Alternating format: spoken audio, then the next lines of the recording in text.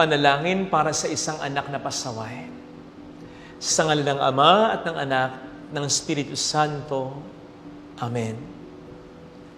Ama naming makapangyarihan, ipinagdarasal po namin ngayon ang mga anak na pasaway. Silang mga sumasagot sa kanilang mga magulang, nagdarabog kapag inuutusan, hindi nakikinig kapag pinagsasabihan, at parang walang direksyon o pangarap sa buhay. Patawarin mo po sila sa hindi pagsunod sa iyong ika-4 na kautusan, at pakitulungan mo pa rin po ang kanilang mga magulang na maiayos pa ang kanilang buhay.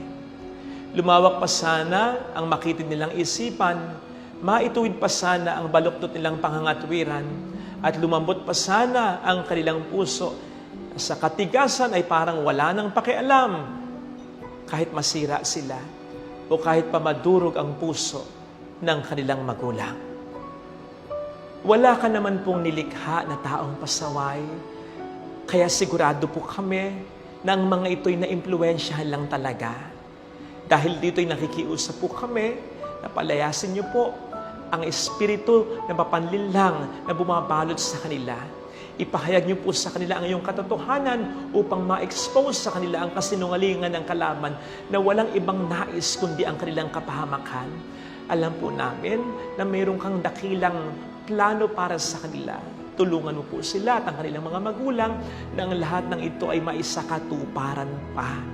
Ikaw lang din naman po ang isa sa pinakagustong sakta ng kalaban sa pamamagitan ng pagsira niya sa mga gandang plano mo para sa amin na mga anak mo. Kaya naniniwala po kami na hindi ka basta-basta papayag na mangyari ito. Ikaw po ang tunay naming magulang, kaya ikaw rin po ang mas nasasaktan kaysa sa magulang namin dito sa lupa kapag kami ay nakararanas ng kasalanan, kapahamakan at kasamaan. Pakitulungan mo po silang mapaghilom ang mga sugat ng mga mapapait nilang karanasan kung meron man. Matuntunawa nila sa pamamagitan na rin ng matyagang gagabay sa kanila ang pinakadahilan kung bakit sila kumikilos, nagsasalita at nakapag-iisip madalas ng hindi maganda. Maaari po kasing nasaktan sila sa nakaraan, kaya nananakit din sila ngayon sa kasalukuyan, kahit pa ng kanilang sarili at ng kanilang mga magulang. Pero ikaw, Panginoon, ang nakaraan, ang kasalukuyan at ang kinabukasan. Kaya naniniwala po kami na kayang-kaya mo kaming tulungan, lalo pat kung ang tao ay makikipagtulungan lamang. Alam po namin na hindi mo kami susukuan. Tulungan mo rin po kami sana na huwag sumuko sa laban. Tulungan mo ang mga pasaway na aming pinagdarasal upang hindi nila maisip na hanggang ganun lamang talaga sila. At tulungan mo po ang kanilang mga magulang, pati na ang mga taong tunay na nagmamalasakit sa kanila upang hindi sila mawalan ng pag-asa. Pakipalayasin niyo po ang mga masamang impluensya sa buhay ng isang anak na pasaway. Yung mga napapanood niya, yung mga naririnig niya, lalong-lalo na po yung mga tao na ginagamit ng Diablo upang siya ay ilikaw. Pakidagdagan mo po kung kinakailangan ang mga anghel na tagatanod sa paligid niya upang ipakipaglaban siya.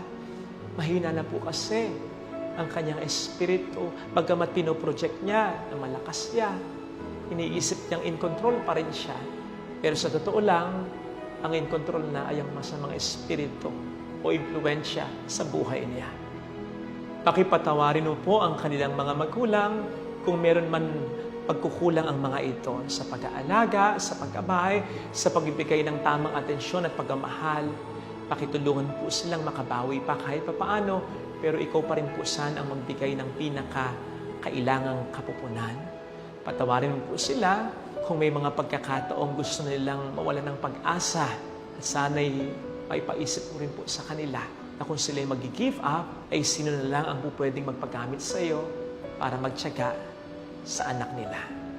Iniling po namin ito sa iyong pamamagitan ngayon at magpa sa walang hanggan. Amen. Sa ngalan ng Ama at ng Anak ng Espiritu Santo. Amen. Kung hindi naman po natin concern ang nilalaman ng dasal na ito, nakikiusap po ako na i-share din po natin sa ating mga social media platform, sa ating social media account, sapagkat siguradong may mga ngailangan ng dasal na ito. Tulungan po natin sila, i-share po natin ito. Salamat po.